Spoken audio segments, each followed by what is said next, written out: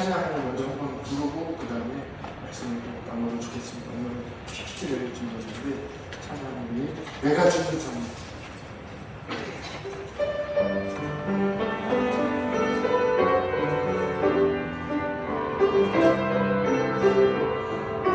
제가 가사 불러드릴게요. 내가 주는 상. 내가 주인 상을 모든 건 내려놓고 내 주 대신 주 앞에 나가 내가 사랑했던 모든 건 내려놓고 주님만 사랑. 한번 더 합시다. 내가 주인 상을 모든 건 내려놓고 내 주 대신 주 앞에 나가 내가 사랑했던 모든 건 내려놓고 주님만 사랑. 주 사랑 주 사랑 거친 풍랑에도 깊은 바다처럼 나를 잠잠케 해. 주 사랑 내 영혼의 반성 그 사랑을 영원하시는 주 사랑 거친 풍랑에도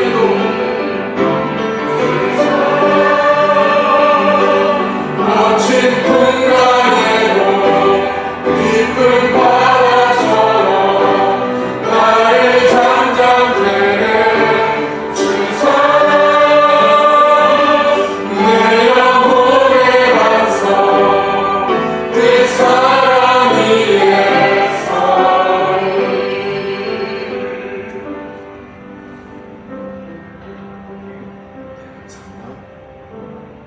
PPT 한번 띄워주시죠. 오늘은 변화에 대한 말씀을 한번 나누려고 할 때 오늘 수요 기도에는 특별히 설교에 대한 패턴도 한번 변화를 주어봤습니다. PPT를 준비해봤어요. 한번 보시면서 같이 말씀을 오늘은 나눠보겠습니다. 저는 미디어에 상당히 전문가인 거 여러분 알고 계세요? 네. 우리 교회 오기 전에는 PD가 꿈이었고 이 목회를 방송계 쪽으로 나갈 줄 알았어요. 그래서 그쪽으로 투자를 엄청나게 하고 시간 투자, 재정적인 투자 하나님께서 길을 열어주셔서 그쪽으로 심지어는 미국의 그 PD 프리랜서 PD한테 제가 만든 영상을 보여주고 그리고 피드백을 계속 받아가면서 그 영상을 계속 이제 수정하고 또 수정하고 뭐 이렇게 하면서 발전시키고 또 기획회의도 하고 얼마 전에 우리 중등부 우리 부장님하고 교사 몇 분하고 C채널에 갔을 때에도 기획실에서 같이 계속 좀 기획을 하자 하는 얘기도 듣고 올 정도로 그쪽으로 굉장히 제가 관심도 있고 그리고 많이 성장하고 배우고 있었어요. 그런데 한편으로는 그런 생각이 들어요. 여러분, 이 말씀이라는 것은 우리가 눈에 보여지는 것보다 이제 귀로 들려져야 되고 그리고 내 머릿속으로 내 마음으로 이게 깊숙이 박혀야 돼요.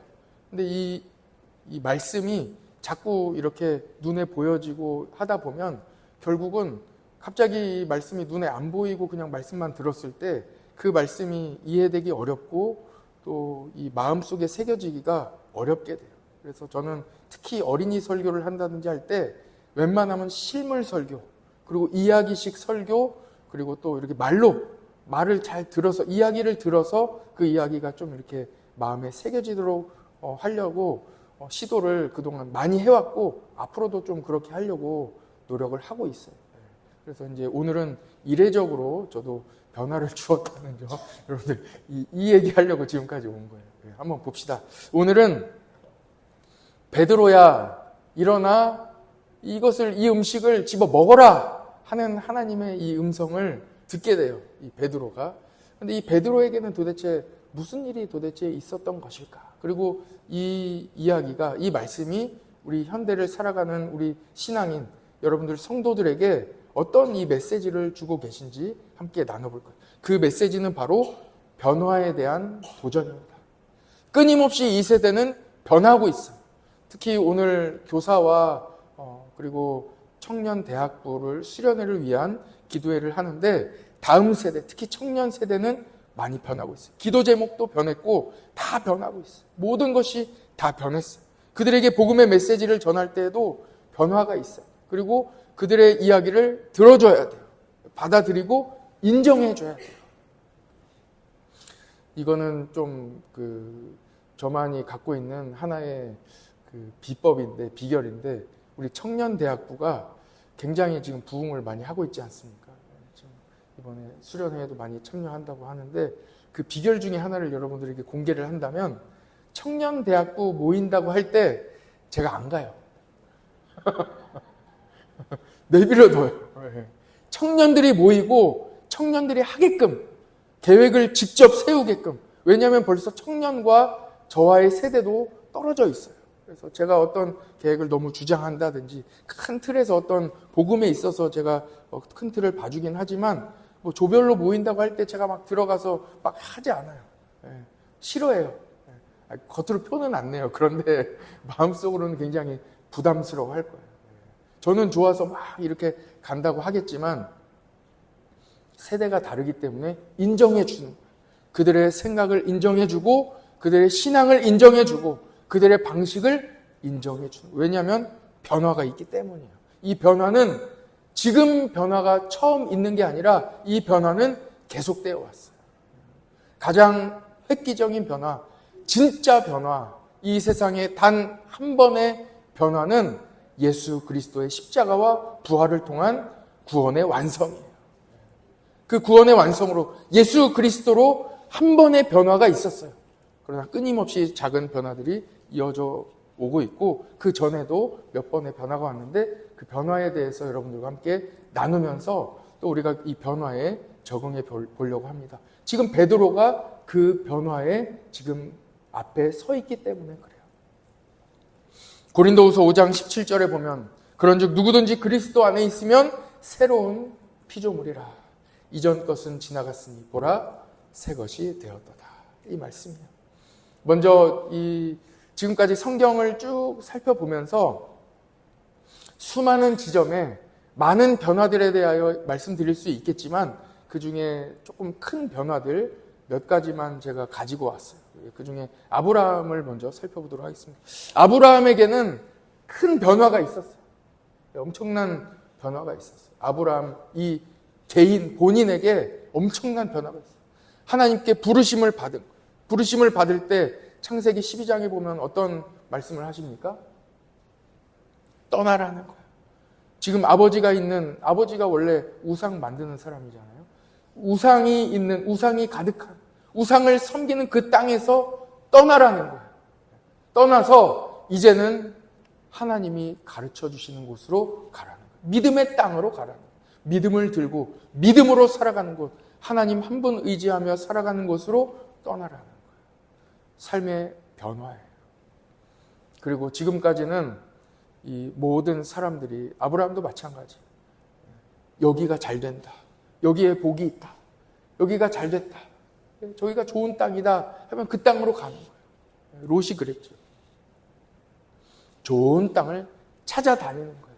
그런데 하나님께서 아브라함에게 너가 복이 될 것이다. 이제 너에게 복을 준다. 이제 아브라함 너가 복이다. 너가 복덩어리다. 너가 가는 곳이 복된 땅이 될 것이다 하고 축복해 주시는 거예요. 우리에게 축복해 주시는 거예요. 그래서 우리는 성도는 복을 쫓아가지 않아요. 여기서 복권 1등 당첨됐다. 그곳에 가지 않아요. 하나님께서 나를 복되게 하셨기 때문에 내가 있는 곳이, 내 가정이 복된 것이고 내 직장이 복된 직장이에요. 내가 가는 곳이 복이 있는 곳이에요. 여러분들이 가는 곳이 그 길이 하나님이 함께하는 그곳임을 여러분 잘 깨달으시기를 축복합니다. 아브라함에게 이 변화가 있었던 거예요. 아브라함은 이것을 받아들였어요.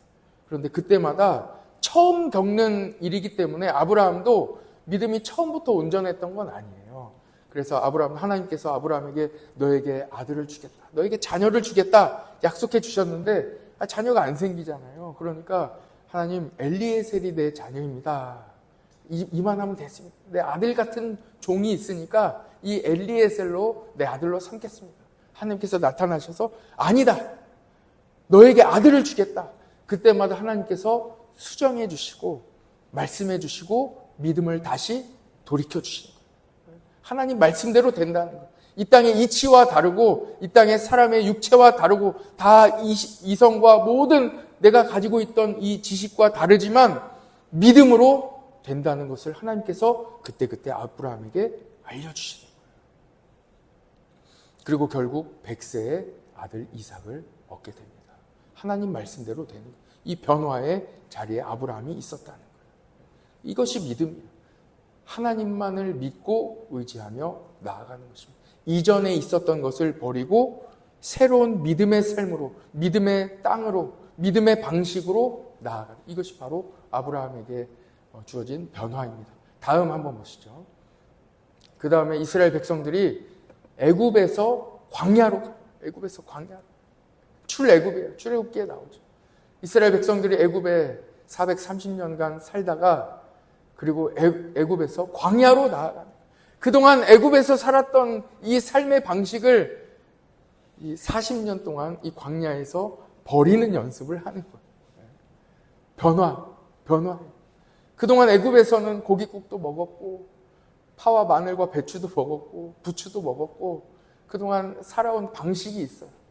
그 땅에서 종으로 살아온 이 방식이 있는데 이 방식을 버리라니 변화예요. 이 광야에 나갔더니 음식부터 바뀝니다. 그동안 쌓았던 음식이 금방 동이 나죠. 하나님께서 만나를 내려주시는 거예요.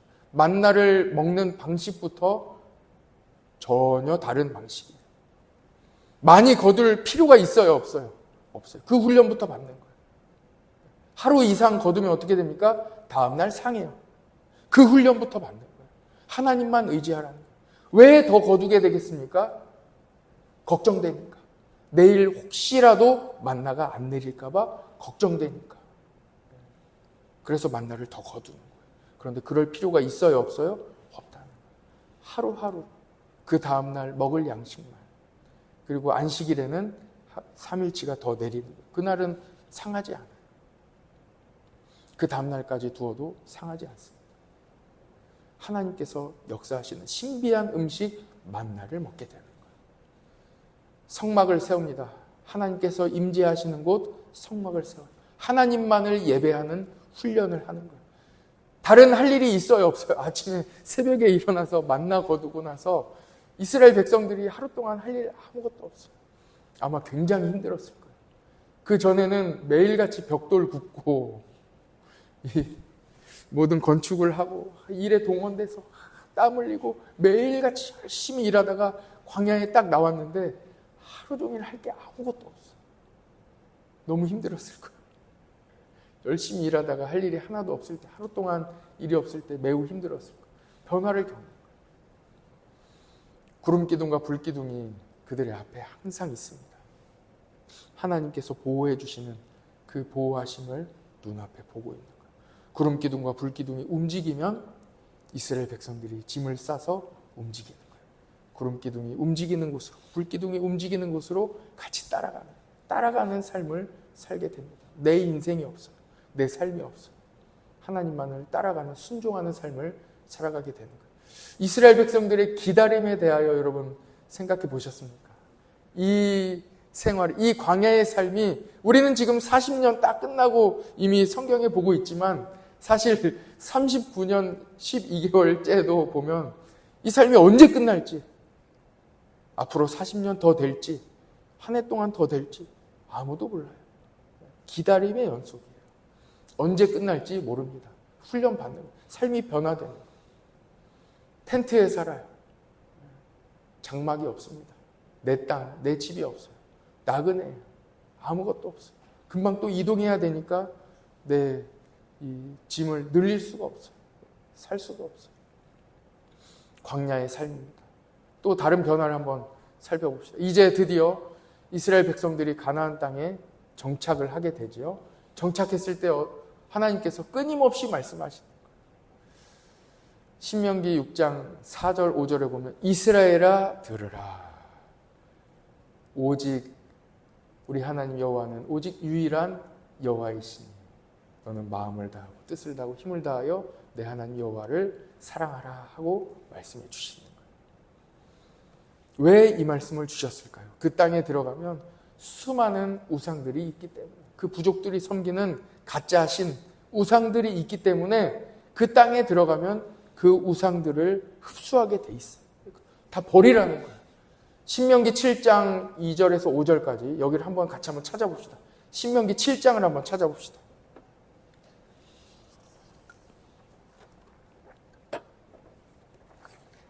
신명기 7장.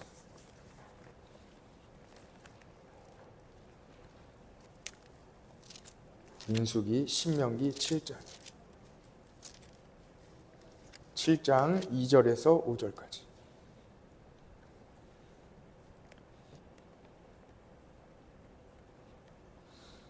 7장 2절 말씀을 같이 한번 읽어봅시다. 시작. 내 하나님 여호와께서 그들을 내게 넘겨 내게 치게 하시리니 그때에 너는 그들을 진멸할 것이라.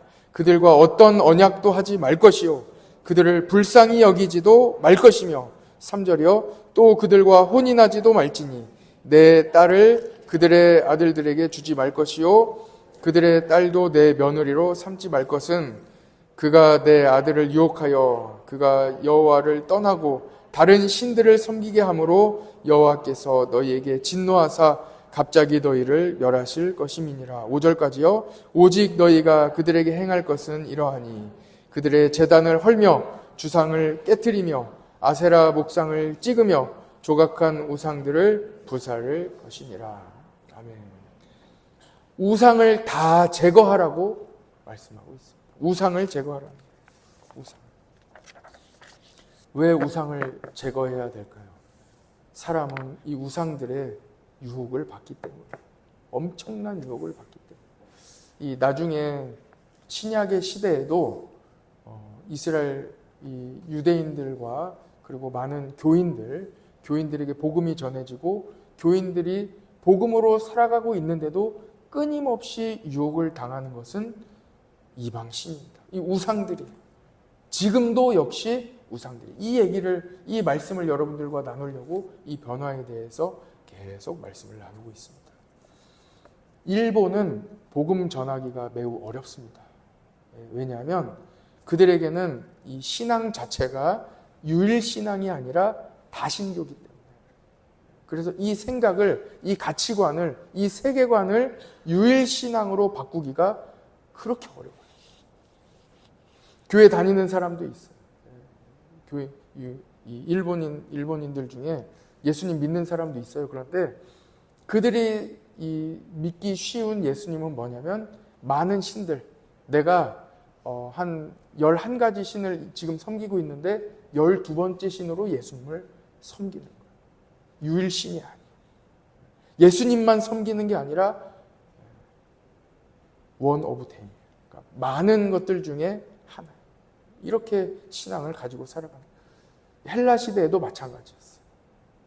그래서 바울 서신을 쓸 때 이것에 대해서 계속 조심하라고 이야기를 하고 있습니다. 지금도 마찬가지. 계속 가봅시다. 그 다음 왕정시대예요. 왕정시대. 왕을 세워달라 이렇게 하나님께 요구를 해서 하나님께서 왕을 세워주십니다. 그런데 여러분 이 열왕기, 사무엘상하, 역대상하, 열왕기 상하 다 읽어보면 수많은 왕들이 나오지요. 이스라엘의 왕들이 나와요. 나중에는 남과 북으로 나뉘어져서 남과 북의 왕들이 계속 나와요. 그런데 이 통일 왕국의 다윗, 솔로몬, 사무엘, 이 선지자 다음에 사울, 다윗, 솔로몬까지 이 통일 왕국의 왕들로부터 시작해서 모든 왕들 중에 완벽한 왕이 있습니까? 없어요. 제일 하나님께 인정받은 왕, 다윗 왕조차 연약함이 있어요. 그의 삶도 완벽하지 않아요. 완벽한 왕은 한 사람도 없어요. 그래서 우리에게는 영원한 왕, 완벽한 왕이 필요한 거예요. 완벽한 왕은 한 사람도 없고 진정한 왕이 필요한데 그분이 바로 누구예요?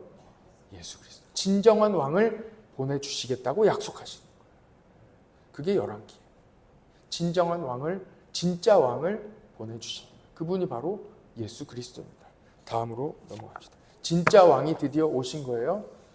진짜 왕이 오셔서 우리 성도들이 예수님을 믿음으로 구원받습니다. 예수님께서 십자가와 부활을 통하여 구원을 완성하셨습니다. 그리고 보혈의 능력으로 우리의 죄를 사해 주시고 죽음을 이기시고 부활하셨어요.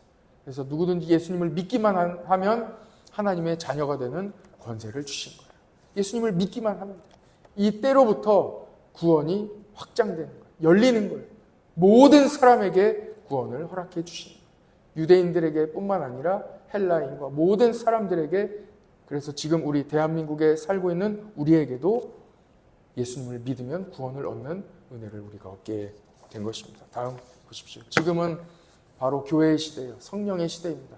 사도행전 1장 8절에 오직 성령이 너에게 임하시면 너희가 권능을 받고 예루살렘과 온 유대와 사마리아 땅끝까지 이르러 내 증인이 되리라. 복음이 확장되는 거예요. 예루살렘부터 온 유대와 사마리아 땅끝까지 이르러 내 증인이 되리라. 복음이 확장되는 거예요. 예수님 믿고 죄사함 받고 성령 받고 거듭나서 새 삶을 살아가게 되는 거예요. 삶이 변화되는 거예요. 온전한 변화가 있는 거예요. 오늘 새벽에 함께 말씀 나눴던 대로 요한복음 5장 24절의 말씀과 같이 예수님을 믿으면 사망에서 생명으로 옮겨지는, 심판을 받지 않고 사망에서 생명으로 옮겨지는 구원의 은혜를 얻게 되는 거예요. 이것이 바로 예수 그리스도, 우리 주님의 은혜입니다.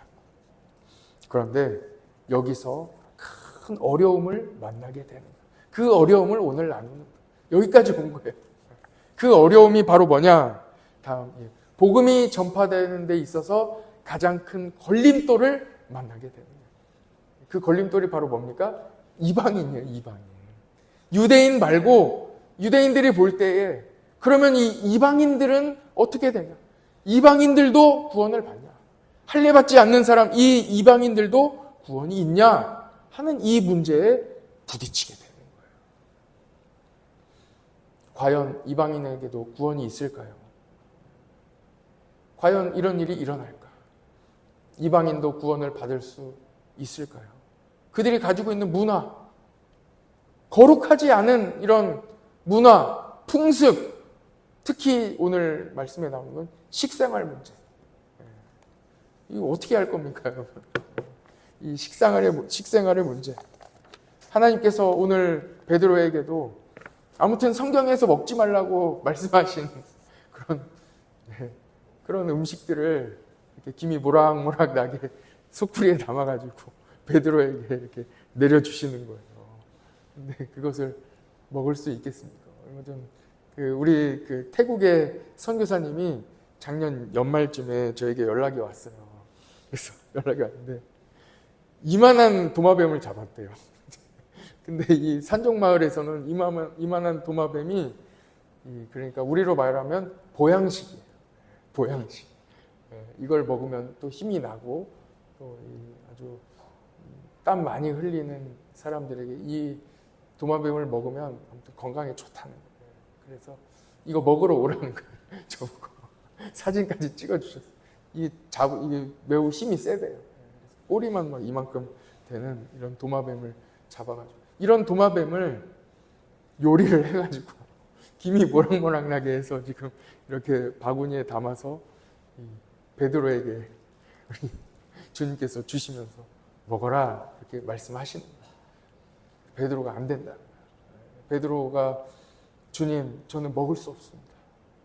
저는 이 속된 이거는 세상의 것이니 거룩하지 않기 때문에 저는 먹을 수 없습니다. 혹시 우리 주님께서 이제 시험하시는 걸지도 모르니까 저는 안 먹겠습니다. 먹을 수 없어. 이 징그러운 거 어떻게 먹습니까? 먹어라. 한두 번은 우리 주님의 시험일 수 있는데 3번씩이나 말씀하시는 거예요. 먹어라. 진짜예요. 진짜 먹으라는 거예요.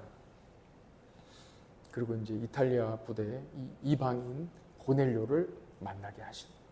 그리고 이방인에게 복음이 전해지게 하시는 거예요.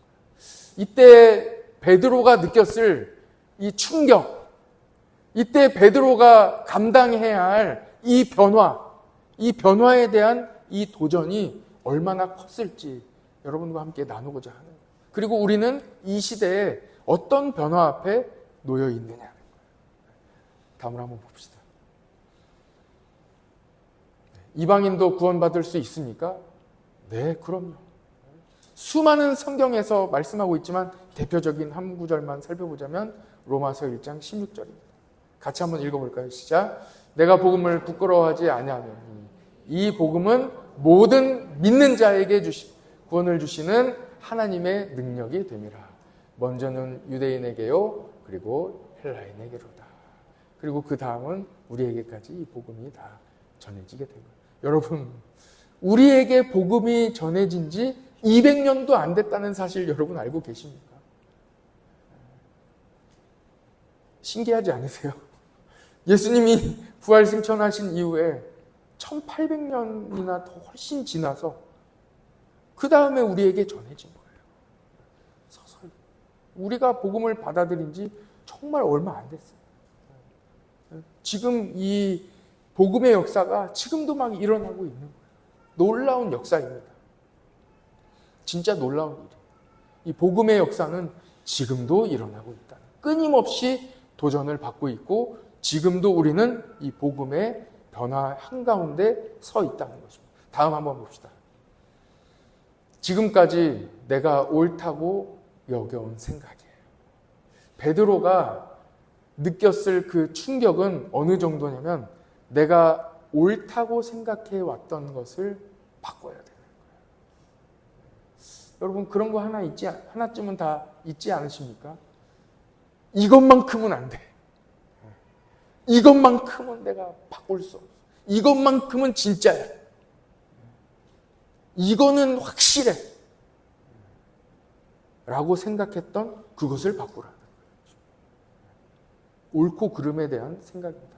한때는 교회에 드럼을 놓는 이 문제가 교회의 핵심이었죠. 또 지금도 여전히 논란 가운데 있는 한 가지가 있는데 바로 여성 목회자에 대한 안수도 교단에 따라 아직 여성 목회자에 대한 안수 문제가 있는데도 있어요. 그러니까 지금도 진행형이에요. 처음에는 오르간, 우리 교회는 오르간이 없지만 오르간, 악기를 놓는 게 과연 교회에 맞냐? 수많은 이 변화 가운데 놓여 있어요. 내가 지금까지 옳다고 생각했던 것, 성경에 분명히 써 있는데 이 속된 것을 먹지 말라고 하나님께서 말씀하셨는데 하나님께서 직접 오셔서 이것을 먹으라고 하셨을 때 과연 이 베드로가 느꼈을 이 충격, 이 비주얼이 또 옳지 않잖아요. 이거를 또 어떻게 먹어야 되나?